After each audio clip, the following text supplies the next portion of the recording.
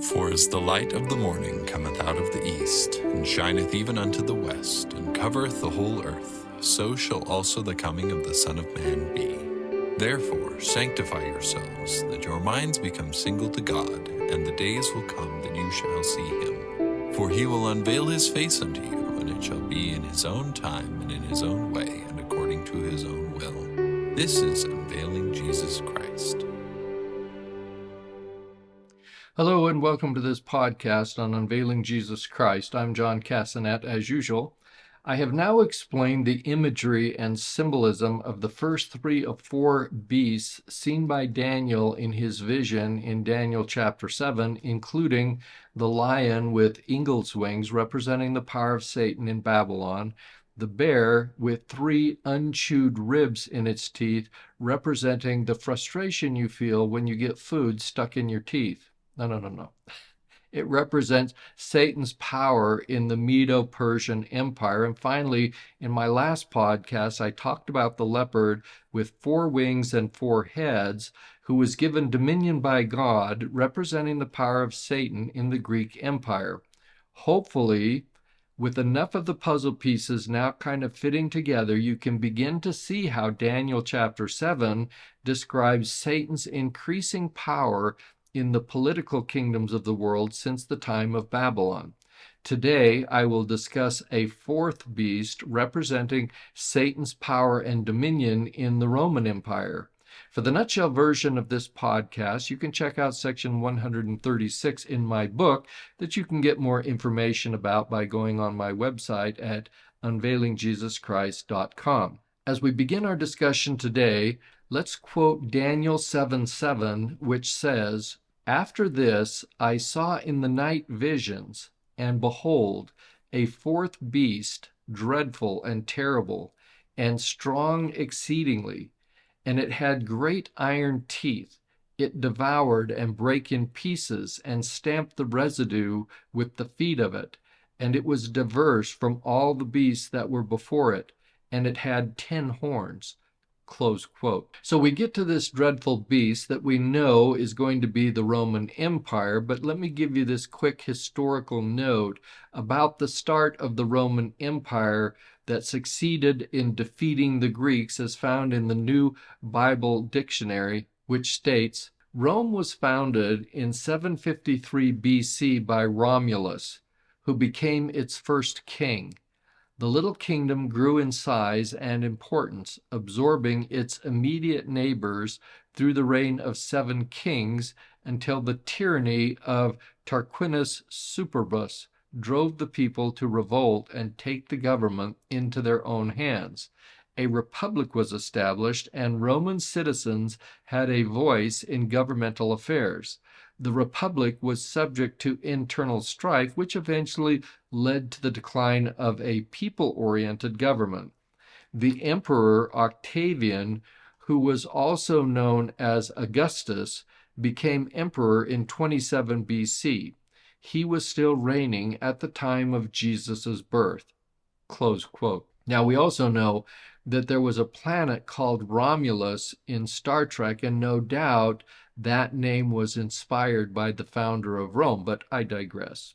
So notice how Daniel's description of the Roman Empire does not identify a specific animal.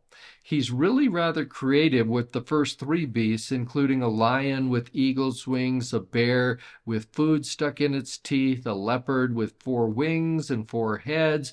But now he only describes what he sees rather than identifying it as a specific animal, because he's never seen anything like it.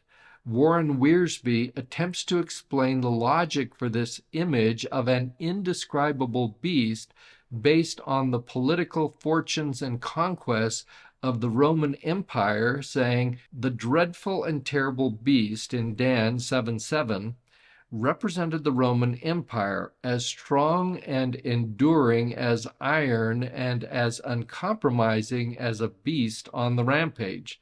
The Roman armies swept across the ancient world and defeated one nation after another until the empire extended from the Atlantic Ocean east to the Caspian Sea and from North Africa north to the Rhine and Danube rivers, Egypt, Palestine, and Syria were all under Roman domination. This beast corresponds with the legs of iron on Nebuchadnezzar's image.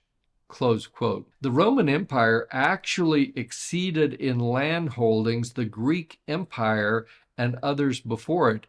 The Roman Empire extended all the way to Britannia, what we would call Great Britain today, in the north and west. So if Daniel was attempting to describe the Roman Empire in Daniel chapter 7 as a political kingdom, he would be exactly correct that there was nothing like it. But as I have repeatedly said, Daniel 7 is not about political kingdoms. Remember how Daniel 2 described each succeeding kingdom as being inferior to the last, and we're now down to the iron legs, as was just mentioned. So if Daniel 2, Nebuchadnezzar's dream, and Daniel 7, Daniel's vision, are talking about the same thing using different images, then they are in conflict. Because in Daniel 2, the kingdoms get inferior. In Daniel chapter 7, they become superior. The image of the fourth beast does indeed represent something monstrous and horrible, but it is Satan's kingdom within the Roman Empire. Thus, Satan's power in the Roman Empire is so great and horrible that there is no beast known to mankind to express just how dreadful, terrible, and exceedingly strong Satan's dominion was in the Roman Empire. It's like the danger of Satan's power and the threat of Satan's power in that kingdom is sort of left to our own imagination. So what would be your greatest fear? And just think about that image of whatever you're afraid of most. For my wife, it could be snakes. She hates spiders and other stuff. But yeah, I think it would probably be snakes. So she would see a snake. Now, if your greatest fear was clowns, then this beast would look like a clown, and you would have coulrophobia, which is a clown phobia. But keeping in mind that we have already had a lion, a bear, and a leopard, and the fact that each succeeds or inherits the power of the one before it, we're essentially talking about the three rolled into one. I just can't tell you what it looks like, except it's really bad, or in the words of Daniel, dreadful, terrible, and strong exceedingly. We can get a glimpse of just how terrible and dreadful it was by the atrocities of Rome in 70 AD, as described by Hiram M. Smith, who said, "The siege by Titus began in the year 70 AD. Soon famine prevailed. Citizens who ventured outside the walls to search for roots to eat, if seized, were crucified by the Roman soldiers. Sometimes hundreds in that awful position could be seen from the walls. A trench was dug around the city in order to make its isolation complete. Prisoners of war were cut open while alive to enable soldiers to search their bodies for gold. Prisoners of war were cut open while alive to enable soldiers to search their bodies for gold, which they might have swallowed. 600,000 persons died within the walls, and the dead bodies, too numerous to be buried, were left in the houses. The Zealots, a fanatical sect whose members maintained that God would save them at the last moment, went about murdering and urging the people to resistance. Even Titus was sick at heart at the daily horrors he witnessed or heard of." Close quote. Joseph Fielding Smith said that the conditions at Jerusalem at this time were so horrifying that they cannot adequately be told in human language. With great iron teeth, the horrible beast of the Roman Empire devoured Jews by the millions. Anthony Ivins wrote about their death and destruction in 70 AD, saying, "Titus, with 4 Roman legions and a large army of auxiliary soldiers, appeared before Jerusalem a few days prior to the date when the feast of the Passover was to be observed. Vast multitudes of Jews were assembled within the walls of the city. Josephus estimates the number to have been 2,700,000 200 souls.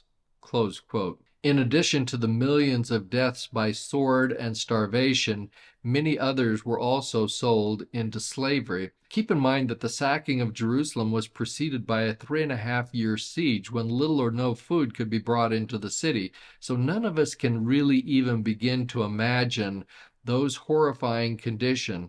Orson Pratt put the numbers at 1.1 million dead and 97,000 sold into slavery. Daniel 7:7 says the horrible beast break in pieces the residue. This was also literally fulfilled in 70 AD when the Romans break in pieces the city walls at Jerusalem and stamp the residue of the temple with the feet until there was not one stone left standing upon the other. James Talmage described the scene in his book, The Articles of Faith, saying, "The city was utterly destroyed, and the site upon which the temple had stood was plowed up by the Romans in their search for treasure." Thus, literally were the words of Christ fulfilled when he said, "There shall not be left here one stone upon another that shall not be thrown down." Close quote. Albert Barnes also described the indiscriminate and purposeless killings, saying, "Like a fierce monster, whatever it could not devour, it stamped down and crushed in the earth." This indicates a disposition or purpose to destroy for the sake of destroying, or where no other purpose could be gained. It denotes rage, wrath, a determination to crush all in its way, to have universal dominion, and would be applicable to a nation that subdued and crushed others for the mere sake of doing it, or because it was unwilling that any other should exist and enjoy liberty, even where itself could not hope for any advantage. Close quote. The Savior referred to this scene as an abomination of desolation in Matthew 24:15, which he predicted on the Mount of Olives the night before his crucifixion. Bruce R. McConkie described the meaning of an abomination of desolation, saying, "Daniel spoke prophetically of a day when there would be the abomination that maketh desolate." And the phrase was recoined in the New Testament times to say the abomination of desolation, spoken of by Daniel the prophet. Aside from the prophetic setting and relying solely on the plain meaning of the words, we would conclude that this phrase, abomination of desolation, would have reference to some great act or status of corruption and befoulment, of contamination and filthiness, which would bring to pass destruction, ruination, devastation, desolation. Such is the case. These conditions of desolation, born of abomination and wickedness, were to occur twice in fulfillment of Daniel's words. The first was to be when the Roman legions under Titus in 70 AD laid siege to Jerusalem, destroying and scattering the people, leaving not one stone standing upon another in the desecrated temple, and spreading such terror and devastation as has seldom, if ever, been equaled on earth. Close quote. Now, I have just a couple of points of clarifications about what you just heard from Elder McConkie. First, an abomination of desolation is a specific type of callous killing and destruction. It involves Jerusalem and the desecration and destruction of the temple in Jerusalem. So it's very specific. We have the destruction of the temple in Jerusalem and Jerusalem in 587 BC that I already talked about in connection with the Nebuchadnezzar conquest. That was a foreshadow of another desecration that occurred in 168 BC by Antiochus Epiphanes. Now, the 587 BC event preceded Daniel's vision, and the desecration in 168 came afterward. So there have actually been more than just two. The two that Bruce R. McConkie was talking about is essentially two as of the time of the Savior, meaning 70 AD, and again at the second coming. And what is described in Daniel 11:31 and Daniel 12:1 as abominations of desolation are these latter two events that I'm talking about. Now, Bruce R. McConkie also adds this further description of events in 70 AD, saying, hunger exceeded human endurance, blood flowed in the streets, destruction made desolate the temple, 1,100,000 Jews were slaughtered, Jerusalem was plowed as a field, and a remnant of a once mighty nation was scattered to the ends of the earth. The Jewish nation died, impaled on Roman spears at the hands of Gentile overlords. Close quote. It's important to note that in terms of this timing, this dreadful Roman beast also destroyed the residue of the ancient church of Jesus Christ, and it made a sport of killing Christians in the Roman Colosseum. These are the saints of the fifth seal that John saw in Revelation 6:9, saying, "And when he had opened the fifth seal, I saw under the altar the souls of them that were slain for the word of God and for the testimony which they held." Close quote. Anthony W. Ivins described just briefly the horrors of the scene after Nero became the Roman emperor in 54 AD. And he's talking now about a period of time in roughly 64 AD, saying, to satisfy his own morbid and savage nature and please the rabble, Nero ordered Christians thrown into the great amphitheater at the Colosseum of Rome to be torn by savage dogs, killed and devoured by hungry lions, or tossed upon the horns of vicious bulls. He caused Christians to be smeared with pitch and tar and burned as torches with which to illuminate the city at night. Close quote. The fourth dreadful beast in Daniel chapter 7 is also the first beast that John saw in Revelation 13. And I'm going to quote Revelation 13 verses 1 and 2 now, but I'm going to defer a detailed discussion about them until a later podcast. So this is what we're told in these verses. Quote, "And I stood upon the sand of the sea and saw a beast rise up out of the sea, having 7 heads and 10 horns, and upon his horns 10 crowns, and upon his heads the name of blasphemy. And the beast which I saw was like unto a leopard, and his feet were as the feet of a bear, and his mouth as the mouth of a lion. And the dragon gave him his power and his seat and great authority." Close quote. Notice how the beast rising from the sea has all the satanic qualities of the predecessor kingdoms of Babylon that was a lion, Medo-Persia that was a bear, the Greeks that were a leopard, and it also has 10 horns, as does the fourth beast in Daniel 7. One other little point is this beast in Revelation 13 comes up out of the sea, as did the lions and the other beasts in Daniel's vision from Daniel chapter 7. We also note that the power of this beast in Revelation 13, which is the words of John, gain their power from the dragon. That is Satan.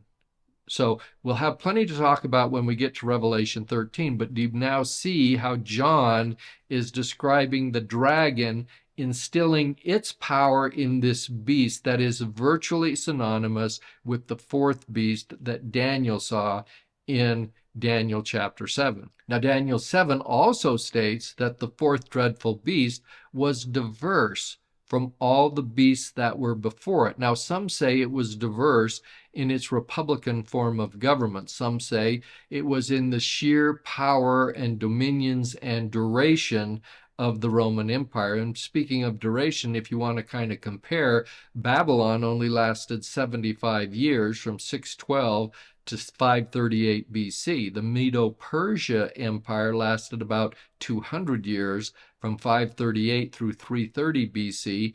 The Greeks lasted only 170 years from 330 to about 160 BC. Well, Rome endured 740 years to the fall of Rome in 576 AD, and then the Holy Roman Empire that grew out of it lasted a millennium. Milton Bachman gave another meaning to the word diverse in Daniel's description of the fourth beast as a diversity of Christian churches doctrines and philosophies, saying, since the assimilation of the doctrines of Christ with the philosophies of men produced various Christian sects in the Roman Empire, the medieval church emerged from a heterogeneous foundation. After the central leadership of apostles and prophets was replaced by the control of numerous bishops, local religious diversity multiplied. The history of Catholic Christianity during the first centuries, observed church historian Burnett H. Streeter, is the history of a progressive standardization of a diversity which had its origin in the apostolic age. Moreover, the direction given by emperors, councils, and higher clergy was replaced by the influence of countless proprietors of churches and feudal lords who were unable to advance uniformity.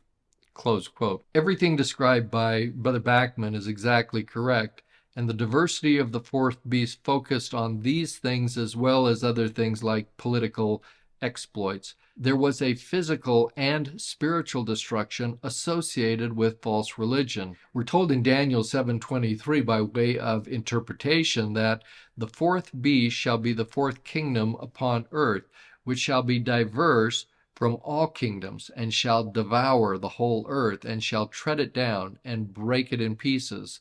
Close quote. I think that's both relating to things spiritual as well as temporal or physical.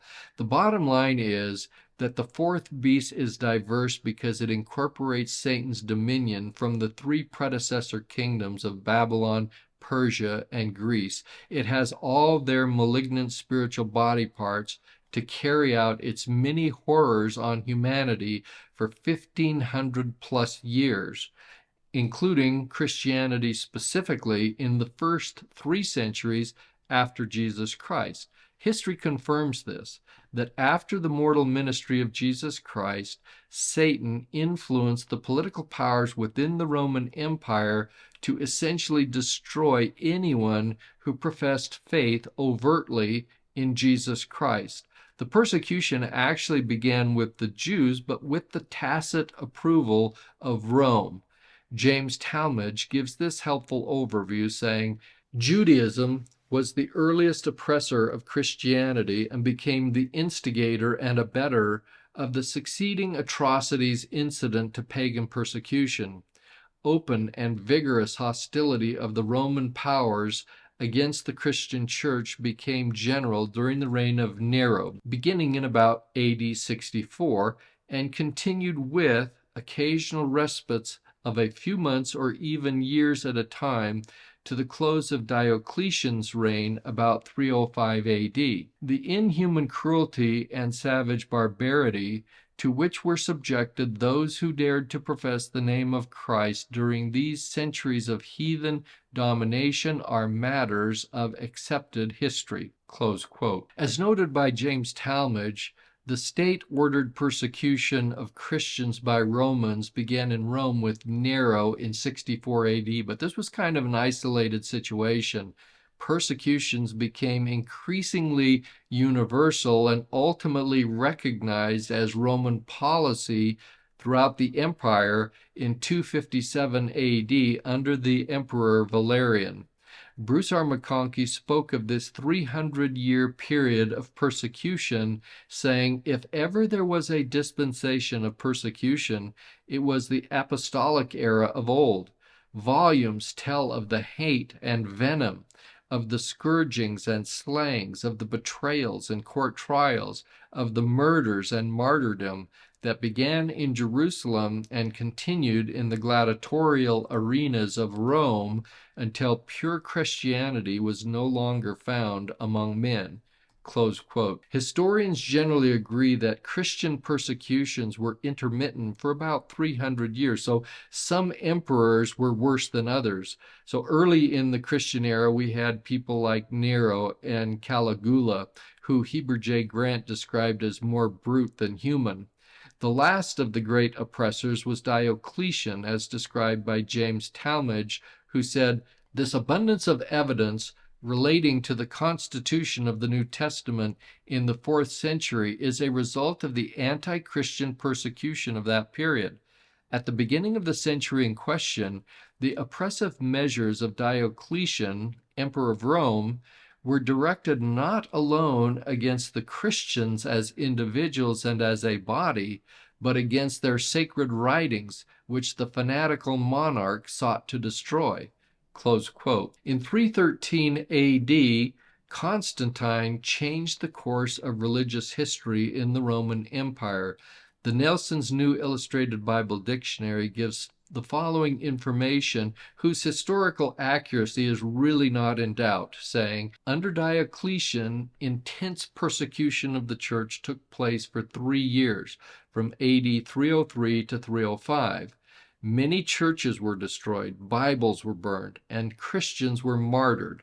With the coming of Constantine, however, this policy of persecution was reversed. His Edict of Milan in AD 313 made Christianity the official religion of the Roman Empire. Close quote. In advancing the cause of Christianity, the pagan religions became disfavored to the point that they were actually and eventually outlawed. So strangely enough, the persecuted became the persecutors. So that all sounds really great, and we can thank Constantine for saving Christianity against the fourth beast, who was stamping out the Christian residue.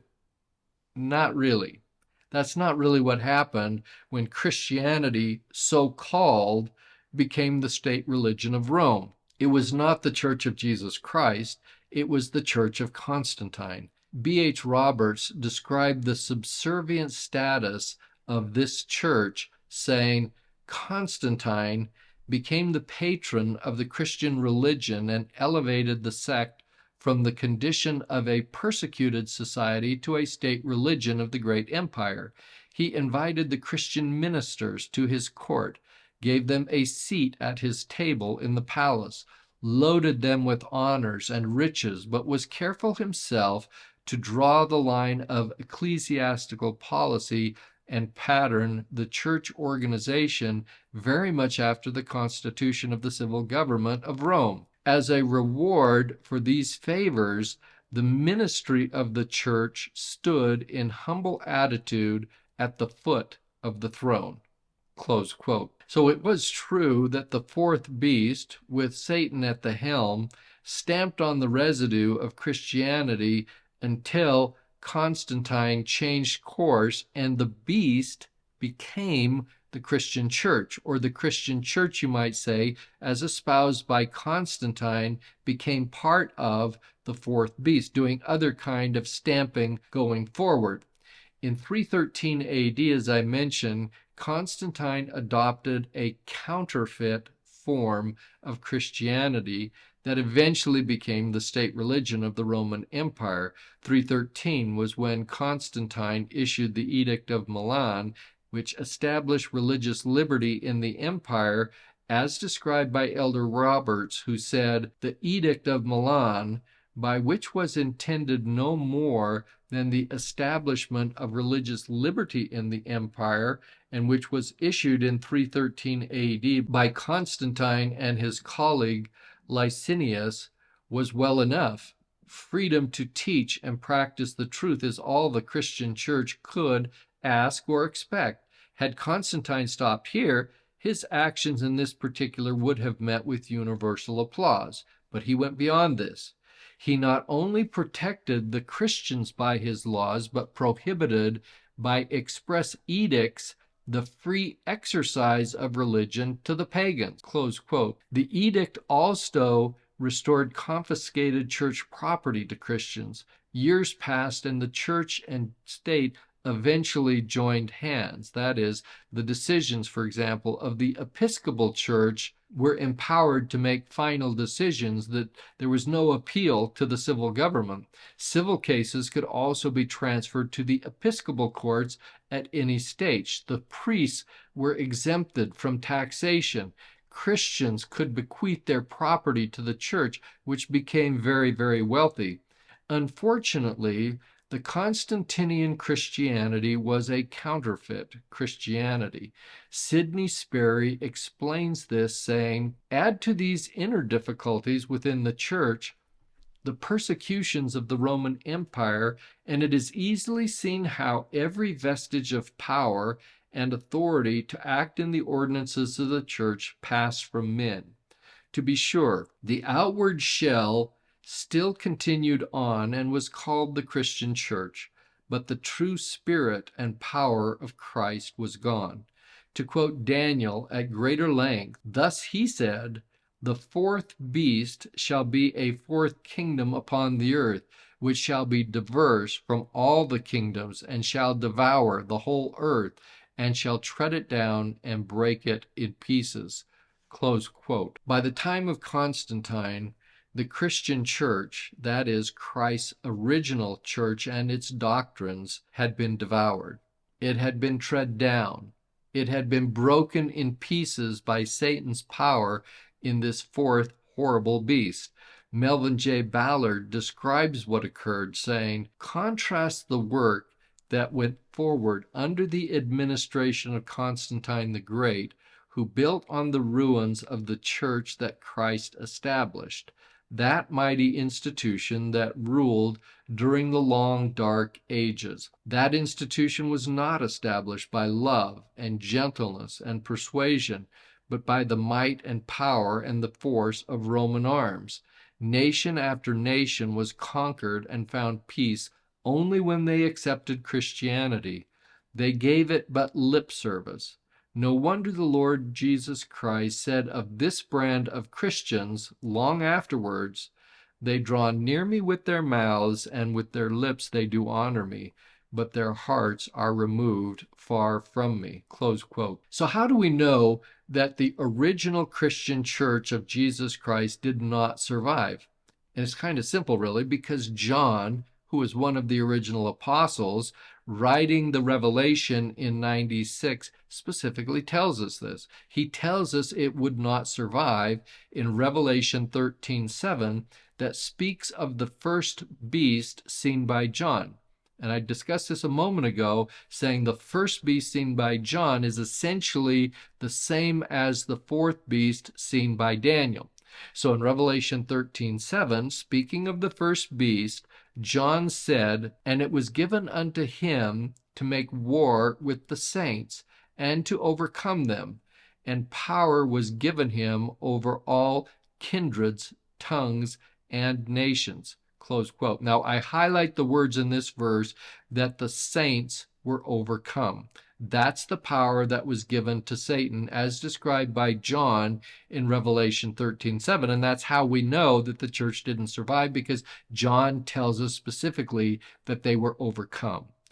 B.H. Roberts describes the complete loss of Christianity in this verse, saying, "What is distinctly and commonly recognized as the Christian religion was founded some 19 centuries ago by the personal ministry of Jesus Christ and those whom he chose as apostles. For about 3 centuries, it had a hard struggle for existence. The persecutions waged against it, first by the Jews, from whose religious faith it may be said to have sprung, and second, from the pagans, then in possession of all secular power, well nigh overcame it. The beast made war upon the saints and prevailed against them. Then Constantine, the friend of Christianity, succeeded to the imperial throne of Rome, and external persecution ceased." Close quote. Now, I hasten to add that where the truth no longer exists, there's no reason for the persecution of it. So the fact that persecution stopped meant Satan wasn't concerned about it. Why continue to persecute something that presented no danger to his kingdom? It was part of his kingdom. And, a house divided against itself and all that. James Talmage explains this in the following quote, and it's somewhat lengthy, but well worth a listen in words that only Talmage can express, saying, quote, "Constantine straightway made the so-called Christianity of the time the religion of his realm, and zealous devotion to the church became the surest recommendation to imperial favor. But the church was already in great measure an apostate institution, and even in crude outline of organization and service bore but remote resemblance to the Church of Jesus Christ, founded by the Savior and builded through the instrumentality of the apostles. Whatever vestiges of genuine Christianity may have possibly survived in the church before, were buried beyond the sight of men by the abuses that followed the elevation of the churchly organization to secular favor through the decree of Constantine. The emperor, even though unbaptized, made himself the head of the church, and priestly office was more sought after than military rank or state preferment. The spirit of apostasy by which the church had become permeated before Constantine threw about it the mantle of imperial protection and emblazoned it with the insignia of the state, now was roused to increased activity as the leaven of Satan's own culture flourished under the conditions most favorable to such fungoid growth. Close quote. Essentially, Constantine merged Rome with a false form of Hellenized Christianity. The unification of these began with an imperial fiat begun with the Council of Nicaea in 325 AD. Now, we hear a lot about this council and the Nicene Creed, and I pause briefly to share the words of Elder Dallin Oakes about the most significant doctrinal declaration made in this council, saying, "The collision between the speculative world of Greek philosophy and the simple, literal faith and practice of the earliest Christians produced sharp contentions that threatened to widen political decisions in the fragmenting Roman Empire. This led Emperor Constantine to convene the first church-wide council in AD 325. The action of this Council of Nicaea remains the most important single event after the death of the apostles in formulating the modern Christian concept of deity. The Nicene Creed erased the idea of the separate being of Father and Son by defining God, the Son, as being of one substance with the Father." Close quote. Besides dictating the doctrines of the Constantinian Church, Constantine and later Roman emperors politicized this so-called Christian religion that was in reality the kingdom and church of the devil, symbolized by the fourth dreadful beast. David Galbraith explains the political nature of the church, saying, "As laudable as the achievements of Constantine might seem, it still must be remembered that he did not always help Christianity, for he influenced and altered its doctrines. With Constantine, for the first time, the church came under the direction of a political head of state, one who did not even officially accept the faith until the end of his life." Close quote. For these reasons, some historians say that Constantine's adoption of Christianity was purely a political move to gain power, given the fact that he didn't practice it until the end of his life.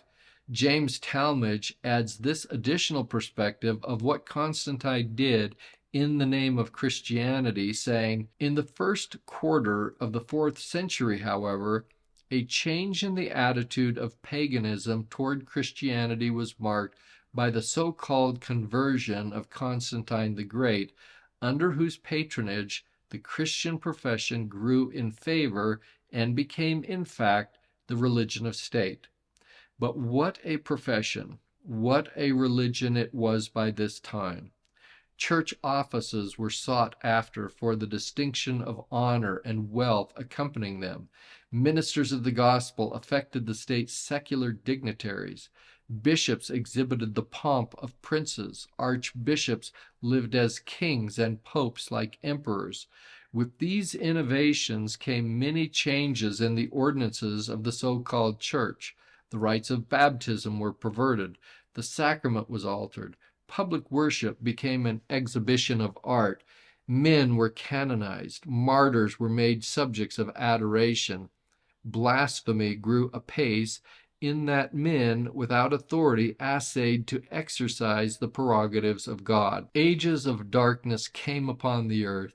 The power of Satan seemed almost supreme. Close quote. That's the fourth beast. That's really what we're talking about as we go from the early Christian period in the first 300 years after the time of Christ, going beyond into the Dark Ages, Middle Ages, until the time of the Reformation. So that all describes Daniel's fourth beast that was diverse from the others before it in the ways that I've described in this podcast. But the description of the fourth beast does not end with the Constantinian Church in the 4th century AD.